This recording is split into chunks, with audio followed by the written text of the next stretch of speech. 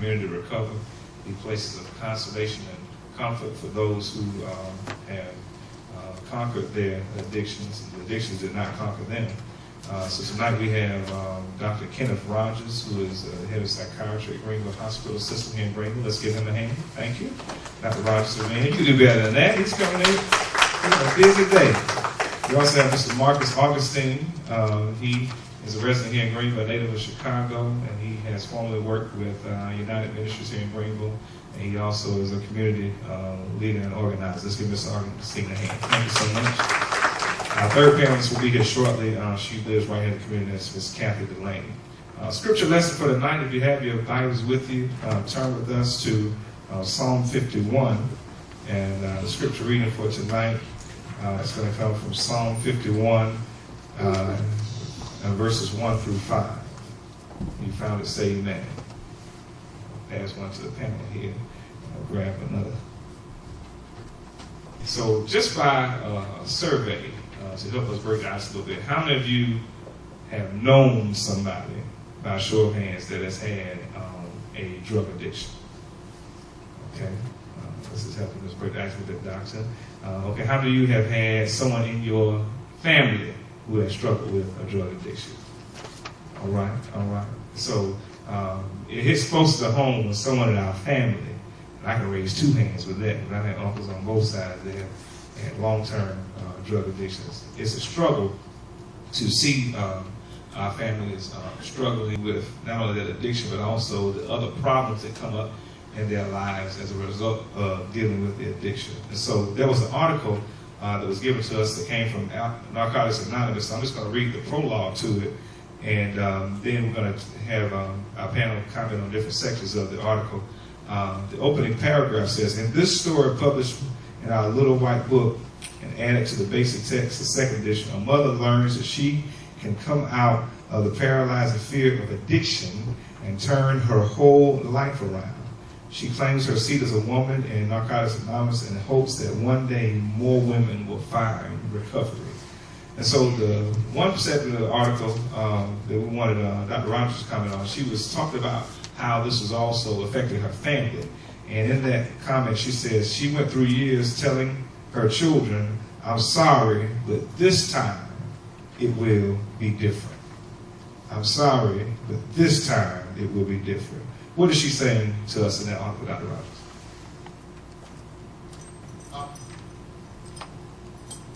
Actually, can you guys hear me without the microphone? Well, you know, when I think about that particular thing, I recently was asked to begin working with women with drug addictions, and it was kind of strange that I got the invitation to come here right as I got the invitation to begin doing that. And the thing that was really striking to me is I don't think anybody ever begins life with this idea that I'm going to become addicted to drugs. They find themselves going through a process, through a pattern of doing things that then get them to a place that they can't seem to get out of.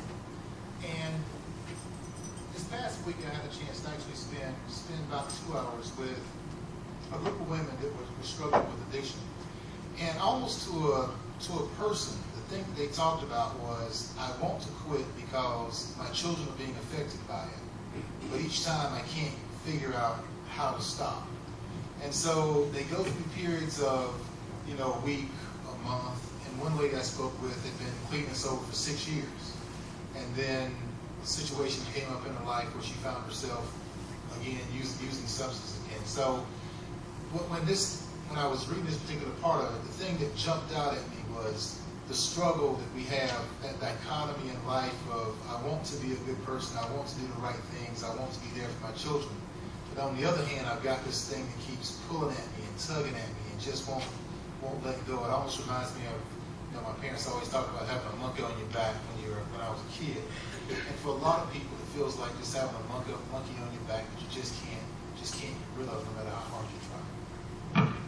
Let's give Dr. Rogers' hand to open comment. Thank you so much. Another segment of the article that was very striking to me, she said toward the end, things became so mixed up that I was not sure what was and what was not important. So there was just this void in her life, as she was describing it, that She had her family, she had, people around her, but she didn't have a sense, because of her addiction, of what was and what was not important. I just translated that to priorities. So Brother Agustine is here tonight to share with us, how he can comment or relate to that particular experience. Brother Agustine. Around the time I was about 12 or 13 years old, I decided that I was going to do drugs. I was hanging out with my brother and a couple of my uncles and my cousins. Would go skating on the weekends, and my father was dibbling and dabbling, selling drugs, and that's how I got introduced to drugs. I didn't know anything about it, because when I was living with my mother, there were no drugs around, period. My father had a clear view. We had big honey jars, familiar with those. There was a jar next to the cereal with cocaine in the cabinets, in the kitchen.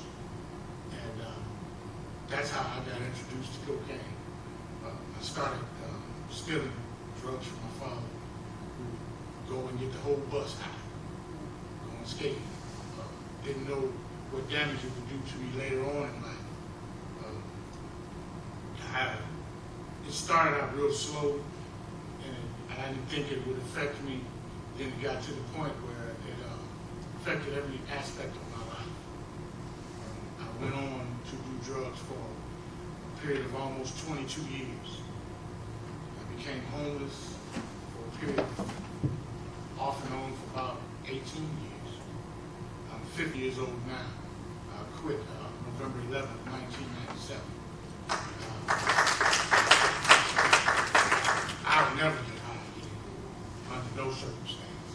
A lot of people get to the point where they don't know how to quit. There is no program on this earth that can make you quit. The only person that can make you quit is yourself. And you have to pray about it. I had a lot of people praying with me when I was too stupid to pray for myself. I traveled around this country, back and forth, stealing stuff, robbing people, hurting everybody that I knew. Today I don't have to do that, because I don't get high anymore. I help people now. I was working at United Ministries as a case manager over there, and I dealt with people that had different addictions that I dealt with on a regular basis, every day. I understand where they come from, because I've been there. I don't think that a person in certain capacities that doesn't have that experience should be allowed to teach anybody about a drug addiction if they've never been high, or if they've never been homeless. That's just like me going to the airport and telling somebody how to fly a plane. I think that's ridiculous. But there's a misconception that if you go to this program, go to the NA meetings and all that stuff, that'll stop you from getting high. No, it won't. I went to a couple of those meetings, and they would say a 2-minute prayer, and they would tell you 12 steps, and then you got an hour and a half of dope fiend stories, and then you got a 2-minute prayer. The only thing I remember was the dope fiend stories. Every time I went to one of those NA meetings, I didn't know anybody there, so there was no support system with me. So I got high right after the meeting. And it continued for a while. I would go to programs after I hit rock bottom and got too dirty and too nasty. My breath was stinking, socks stuck to the bottom of your feet. And I'd go to the program, because I know you can go in there, get a shower, and get some clean clothes, and get a shave.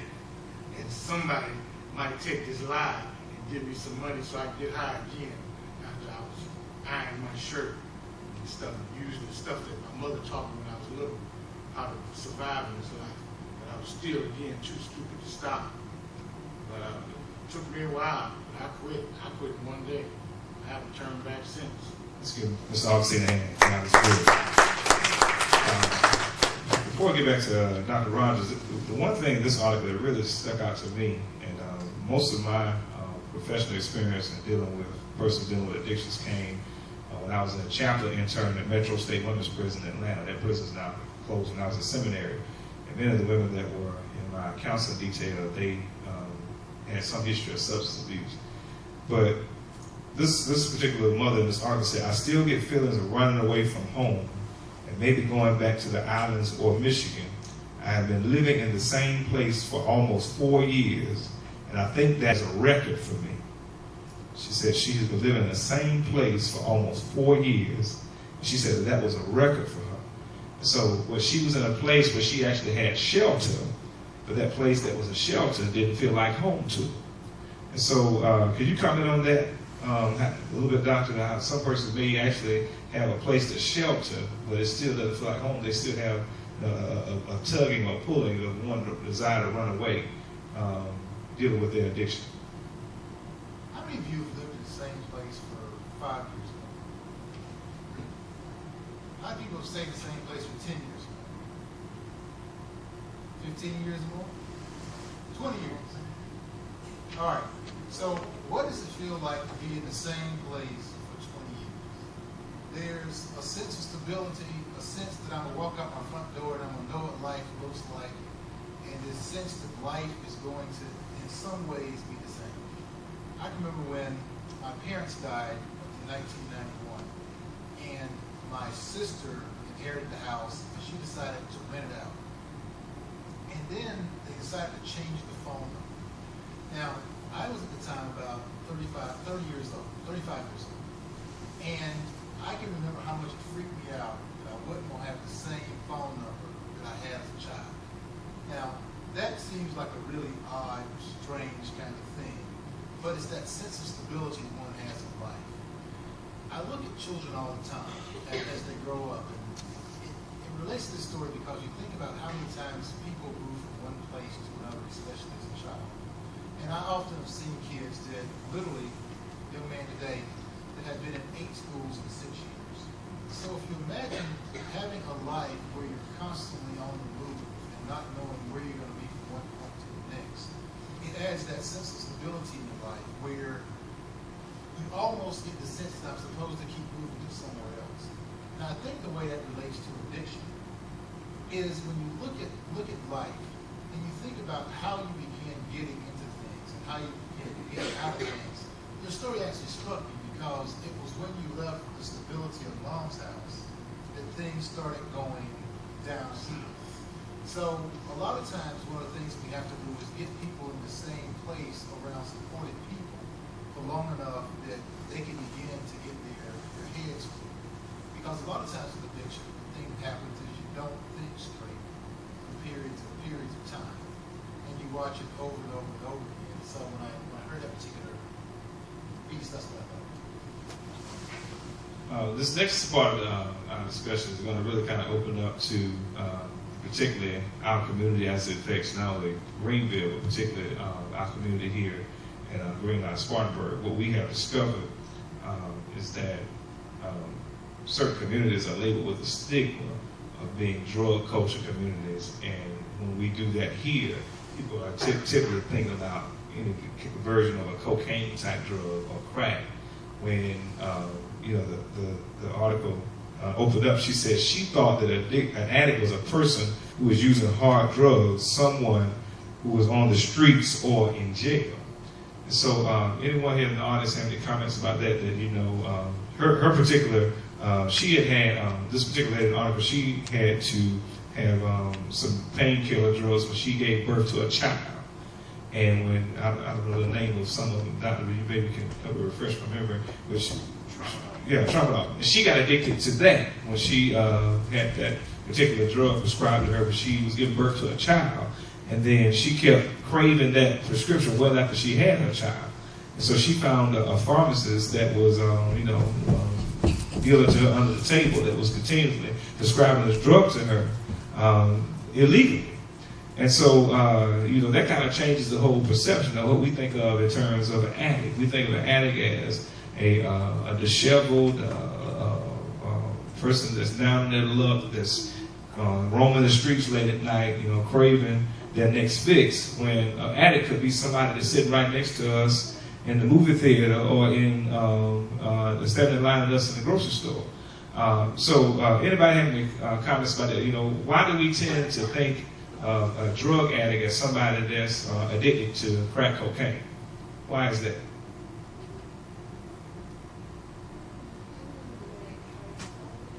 TV, the media, okay. Anyone else? We tend to think of somebody that's addicted to morphine as a drug addict. We tend to think that. Marcus says yes. Okay. Okay. Because the point I'm trying to make is that there tends to be social stigmas tied to the drug of choice. And drugs have a culture and a subculture. And typically, what we think of, and particularly in our communities here in Greenville, is that we think of the crime culture that's associated to someone being a drug addict, prostitution, police being involved, some form of violence. But we don't tend to think that, there are folks who are going into CVS and Walgreens and other places right now that are just as addicted to drugs as those people on the street. I can answer that. Well, what ends up happening is drugs that are prescribed by doctors and drugs that are supposed to be getting you well off of some other illness or something like that, that's not looked on as a drug as opposed to drugs that you get out of the streets. And that's where the misconception comes when people think that, okay, someone's taking Percocets or Valium, Delaney, different things like that. They think that that's a difference from heroin, crack, quaaludes, opium, speed, shrooms, different things that are chemically produced to make you and charge you with thinking. Anyone else have any comments? Yes, ma'am. I have a comment because I have long history with healthcare facilities too.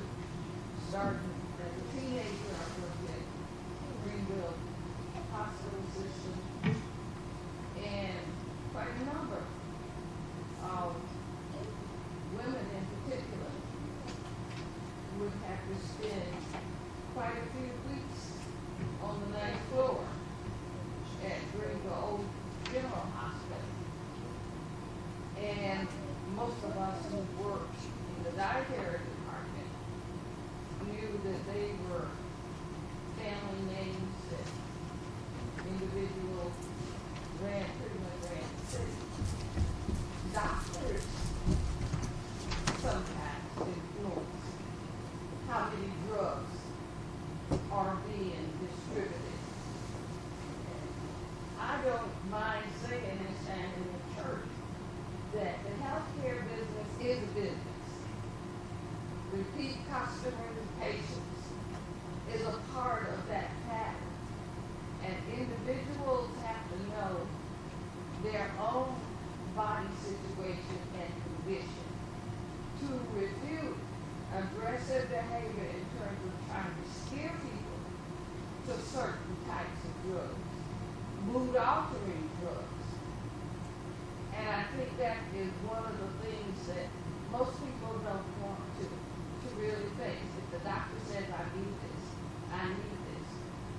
But when you start taking a medication and you know it's not good for your body or the changes that you start going through, it's time for you to say, this is not good for me, and stop it.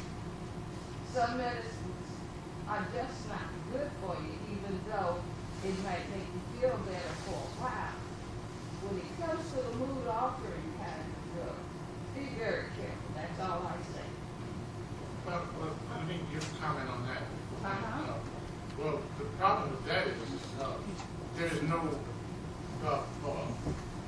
gain with cure. The only gain is with the comeback. So if they get you to come in there and they give you something to mask your illness for a little while, then what ends up happening is where people become addicted off of prescription drugs is because they think that, okay, it hurts right now, or he gave me a pill and it stopped hurting. So I'm going to take another pill to keep this from hurting. And then you kind of get in your mind, well, this is going to help, this is helping me, when actually it's not. All it is masking the actual illness. And that's how you get addicted to pain pills and stuff like that. Ms. Payne. I just wanted to make the comment that, listening to what Mary has said and Mr. Augustine, we, as a society, we look at what Mary just described to us as being addicted to a drug, to a medicine, a drug. But we look at the ones who are addicted to cocaine or whatever kind of street drug, we call them a drug addict. Right. So in one perception, they're just addicted to drugs. In a negative perception, they're drug addicts. Right, but the stigma is attached to it. Yeah. And there's medical science, and what Dr. Rogers studied this week, so I learned a new term, Dr. Rogers. It's called a placebo effect. And if I'm correct, Dr. Rogers, the placebo effect is the ability for the mind to heal the body. And could you open up and talk about, tying into what he said about, the person is feeling like they just have to take the medicine versus, there are other ways, other means that we can heal ourselves from certain issues and predicaments. Well, I actually want to address the sister's point back here first, and then I'll come back to it. It is interesting that if you look at the way that pain pills are prescribed in certain areas, some places they're prescribed more than others. Now, when I've been in Greenville for about a little over 3 years now. Before that, I was in Baltimore for 10 years. And so I've worked with a lot of folks on the streets of Baltimore. If any of you ever spent time in Baltimore, it's got its own set of issues related to drugs. But what struck me when I got to Greenville is the number of Oxycontin and Lortab that are prescribed in Greenville. Yeah. It's more than any place I've ever lived. I've worked in Los Angeles, I've worked in Chicago, I've worked in Baltimore. But Greenville, South Carolina is one place that I see more opiates prescribed than any other place in the country. So what does that mean? So if we look at this room, and it was an interesting question you started off with. We talked about who in this room had family members that have used drugs. Now, if you've got a family member that's used drugs, we just think about basic genetics and basic risk. So if you've got people in your family who are addicted to drugs, what's your risk of being addicted to drugs? It's significantly increased. So I look at my family. My dad was one of 17. My mother and father were teetotalers of the family. They would never touch anything. Now, she never quite sure how she found it. But my father's brothers, every single one was either an alcohol abuser or a drug addict. Now, for me, what that basically means is I ain't touching anything because my risk of getting addicted to something would be extremely high. So even if I wanted to go out and smoke a joint, it ain't gonna happen because the thing that scares me is what happens if I go a little too far. And that's what happens a lot of times if you think about getting hooked on something like Lortab or Oxycontin. So you start taking it, and just kind of pharmacology here for a second. I don't like the term addiction because addiction assumes that there's a part of me that wants to do something or I'm tied to. I much rather use the term dependence. So you become dependent because scientifically you can explain what it is.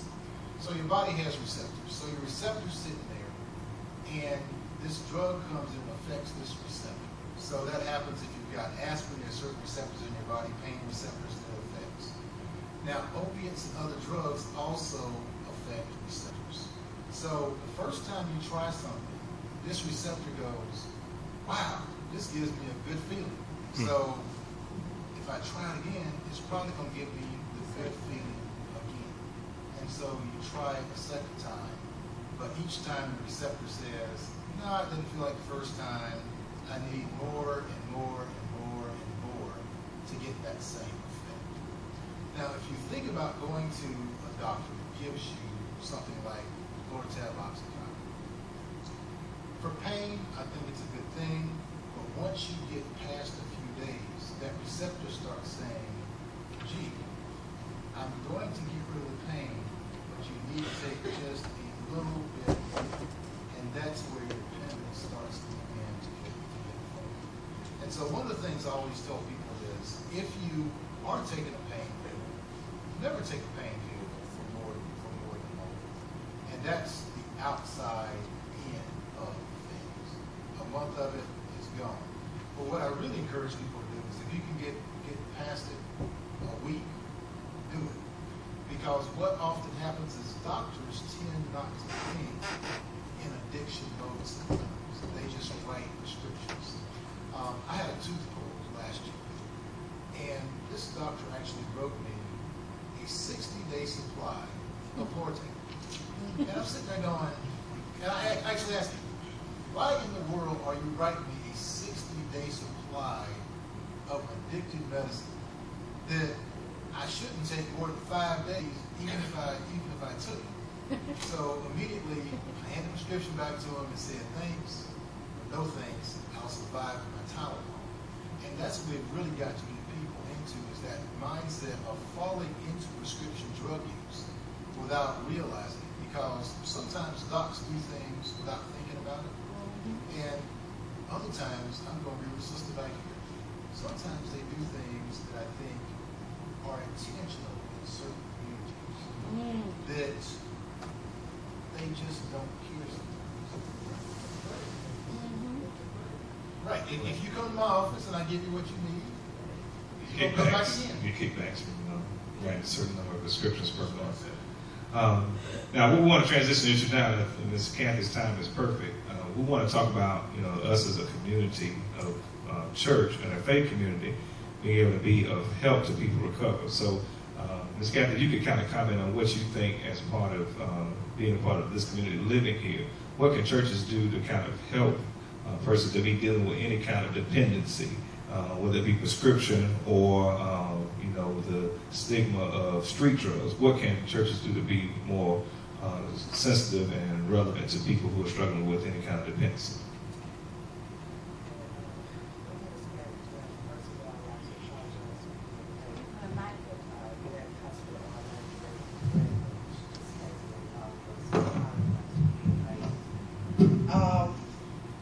Well, I'm a recovering person. I'm recovering from a crack addiction. And it's been over 18 months and 2 years, February 22nd. And some of the churches on the west side, when I first came to Greenville, had meetings in the church, in the second part of the church.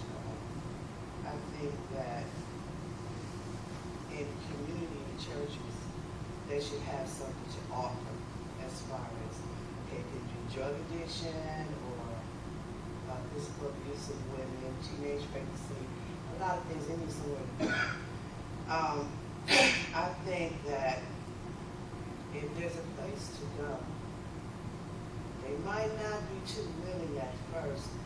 That's why I mentioned to Pastor that it should be known that it's here. That a lot of people in the churches don't want to be honest about what's going on in their lives or with their family, whatever. That's not going to help the problem. Most of the churches that I've been to since I've been here, I always let them know I'm a recovered person. And sometimes I've got the chance to, like now, to say where he took me and where I am now. Drug addiction is not a good thing. When I first tried it, I was just trying something. Because back then I was a pot smoker and I never knew anything about crack or weed or something like that. So it wasn't pressure or none of that. I just decided to try it one night when my girls came to my house. I never knew that 25 years later, I'm still be back with this. It's very easy to become either dependent or addicted to any type of substance, pills, alcohol, drugs, even sex, or abuse. It all needs to be addressed. And I'm willing to be a service in any one of those areas to help people to get help because I didn't know what I was going into because I didn't know anything about that. It was just something I thought I could try and I'd be okay, like smoking a joint. Wrong answer. And there's so many people in my hometown of Saginaw, Michigan, that we all was arrested at the same time in 1986. It was like an epidemic, and I didn't know what dependency or addiction was. I didn't know that was what's going on. I didn't know why I was spending all my money. I didn't know why the babies they had no diapers. I was smoking up everything. I didn't understand what was really happening. It was like maybe a couple years down the road, my girlfriend said, maybe we need some help. And I thought about what she said, that maybe I do. See, if she had never suggested that to me, I just was thinking that maybe something I was just like, I need to get away from this. And my family members, my brother was saying, you ain't look, you just like it. But you just don't like something when you're spending money and stuff starts to get cut off because you like it. It's because you can't stop. So I mentioned to him that I would be willing to come and share this information because sometimes kids they hide, or family members don't want you to know, or they're embarrassed, or they're ashamed. But the shame is in not kicking it out there, letting them know that there's help available. And if I had known that drug was like that, and like I lost my kids, they took my kids, they took my baby. My baby was 3 months old in 1998 when they took her from me. And I haven't seen her yet. She'll be 15 this February. And I haven't seen her yet. Two of my kids that they took is in my life now. They took my daughter Tishana when we had a baby now. She was 6 and her brother was 11. And they just, I was out doing what I was doing and I didn't make it to a court-appointed meeting with them to tell them why I wasn't there to pick them up from a school that day. I stayed out all that night and I came the next day. And 2 days later they came to my house and took my kids. And when I got home, my niece said, Kenneth, they took the kids. And wow. I can't even explain how that felt. It took so much energy out of me that my mother was in her bedroom. I crawled to her bed and it took the life out of me. And I put my hand over her lap and I said, Mommy, took my babies. And she said, Kenneth, you give them back, but I never did. I never did give them back. And it still hurts when I look at her. Today she's 21, and sometimes I look at her and I still see the little girl in her saying, Mom, come get us. And I couldn't, and they got a chance to kind of grow up around me because some of the people that went to that art, that want to come see me and spend time with me, I'm telling you, drug addiction is not a joke. It's something that needs to be addressed, and it's something that other women, children, parents, families need to know that it's love out there. And I'm still trying to find out what my daughter is. The age is like 15. She's in Saginaw a long time, but I always prayed when they first took her, they just snatched her out of my arms and ran out of the building with her. And that was even more devastating. You got it right here. You got it right 3 months old, and that ripped my soul out. What we're going to do is let's give her a hand for sharing that first of all. Thank you so much. Mr. Marcus, anything you want to share relative to the struggle and how church can be more relevant to overcome, help overcome? I think that in order for someone to stay sober, they have to have a support system. If they don't have a support system, the likelihood of them going back to drugs is very high. And what I mean by a support system, I'm not saying that if you have someone that's really strong into a drug addiction, that you allow them to come in your house and live there and feed them and let them go out and get high and come back. So they'll have that's not the support that I'm talking about. A support system to me, as far as drug addiction, is someone that will let them know what they're doing wrong and hold them accountable for their actions. Don't let them come in the house. They come hit rock bottom. I was clean for 3 years before anybody in my family wanted to be around me. I was a dirty dog. I I stood in the hallway one time while my friend robbed his mother, and so we could get high. I also was in Los Angeles. I lived on Skid Row. I had a friend named Johnny. He's dead now. He did heroin and I did crack. And we hit a lick one day, and we got $1,600. And he bought $800 worth of heroin, and I bought $800 worth of crack. Johnny sat down next to me, and he got his rig together, and he was getting ready to take his hit, and he died. And I pulled a blanket over his head and went and tried to set his truck while he was dead. That's a couple of things that a lot of people don't know about. I'd never do that now. I'm embarrassed by that. It happened. Drug addiction can make you do that. In the community, what people have to do, people have to stop pointing fingers. Stop saying, well, you're not part of us because of what you do. You're not good enough to be around us because of what you do. What you need to do is let them know that if you need somebody to talk to, or you need a hug, come on by. We can do that for you. But as far as getting money for you, not going to happen. Then you spend the night, not going to happen. You have to figure that out on your own. My mom, that's my mother right there. Let's give mama a hand. My mother, I called her from Milwaukee, Wisconsin.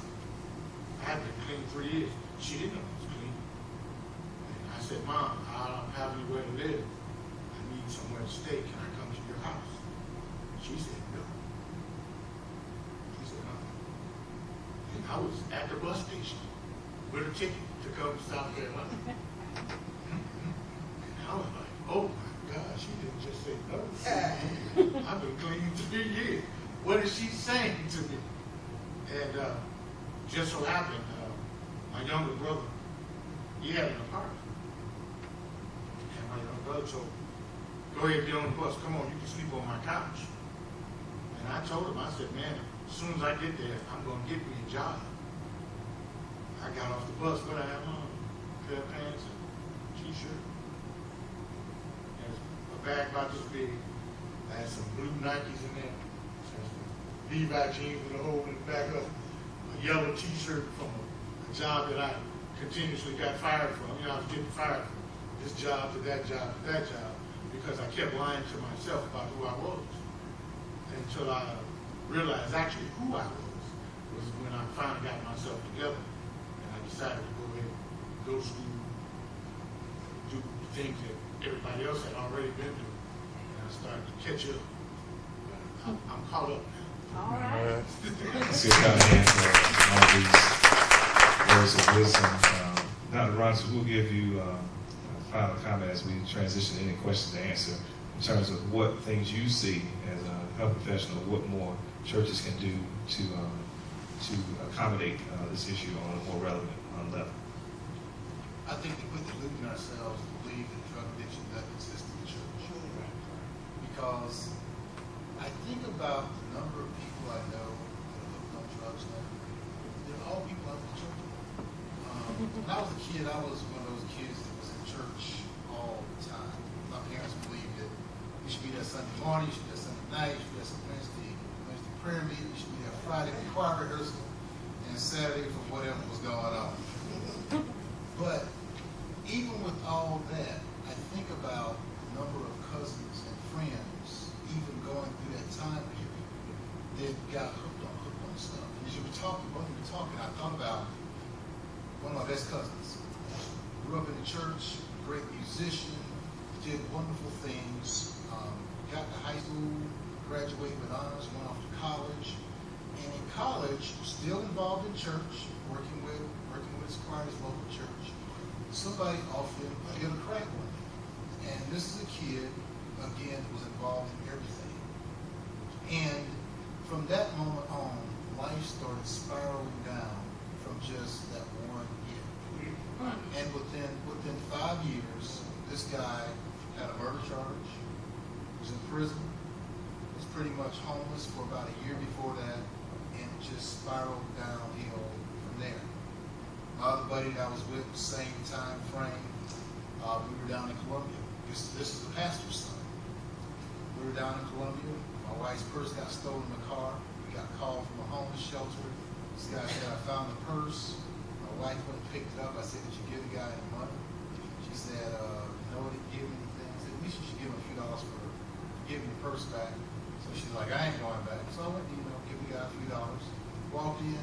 Here's my buddy from high school. And so I think sometimes as a church, we don't recognize the risk of the people around us, of what's going on. And so especially with young people that are in church, I think it's so important to have activities that are available for kids. And to have somebody that has a watchful eye that's looking to see, are there kids that are starting to go down a path that we might can do something about before it gets to be a full-blown dependence or addiction to children. Let me comment on that too. What a lot of people in the community don't realize is that someone that's never been high, never been homeless, they don't see the signs. Me myself, as being when I was a counselor at United Ministries, I had people come into my office and I would tell them what kind of drugs they were. Because I did crack, quaaludes, opium, speed, sherm, acid, heroin. I had an uncle. Matter of fact, I had 2 uncles that was dead as a result of heroin. I got an aunt that's on heroin. These are all the same family. And I have another uncle that decided after his 2 brothers died and his sister got on heroin, he wanted to try it. My Uncle Perry, he's dead. He's been dead for a number of years. He first introduced me to heroin at one of his friend's house.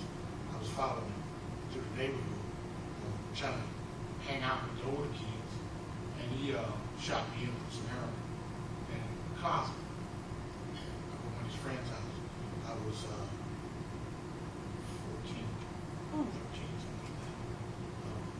Luckily, I didn't get hooked because I was trying to do other drugs that I was more interested in at that time. So, I mean, that's obviously more. I mean, he was a dummy. But I mean, what ends up happening is if you don't have someone that's aware of the things that are going on in the community, as far as people, because you turn a blind eye to it. People, you can be sitting, like he's saying, you can be sitting next to someone that can be on Percocets, Arvons, Lortabs, and not even know. Right, we want to do this last round. 2 things. Is there any questions or comments for the panel? Then they're going to share finally how you can contact them if you want to refer someone to them that may be struggling and needing some help. I know that these persons are capable of pointing you in a better direction of helping that person get some assistance. So any final questions or comments for our panel before we get their contact information? Is it better to work as a church body with individuals or work with an agency who knows the resources so much better than we do and have the professional counselors?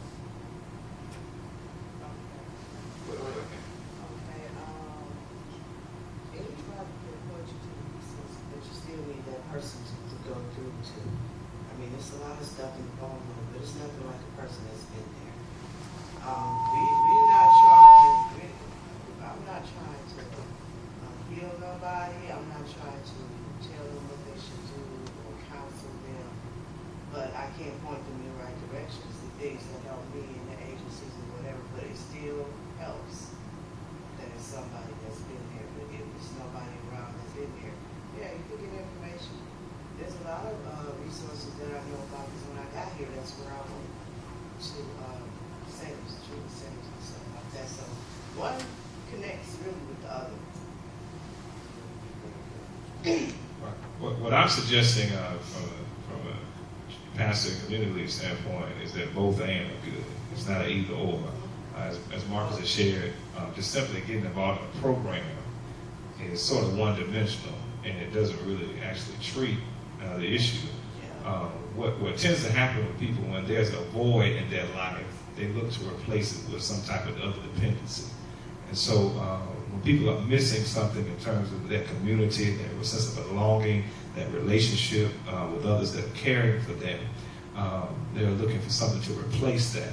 And you've heard these stories of, from Kathy and from Marcus tonight, is that there was something missing in their lives, very important to them at the time they began to begin this dependency. And it's a pattern that happens regardless of what, whether it's a prescription drug or it's a street drug, is there something missing in someone's life, and then they're looking to replace what's missing with that particular drug.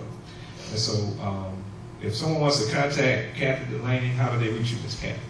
I have business cards. Okay, she'll get some of those out tonight. Let's give her a hand. Thank you so much. Dr. Rogers, someone wants to contact you, how do they reach you? Give a business card. Thank you so much. Let's give Dr. Rogers a hand. Mr. Marcus. I'm embarrassed because I don't have a business card. You can call me. My number is 553-8020. I don't have anybody that's struggling with any drug addiction because I know what you're telling me. I know exactly what you're telling me. See, I'm not in recovery.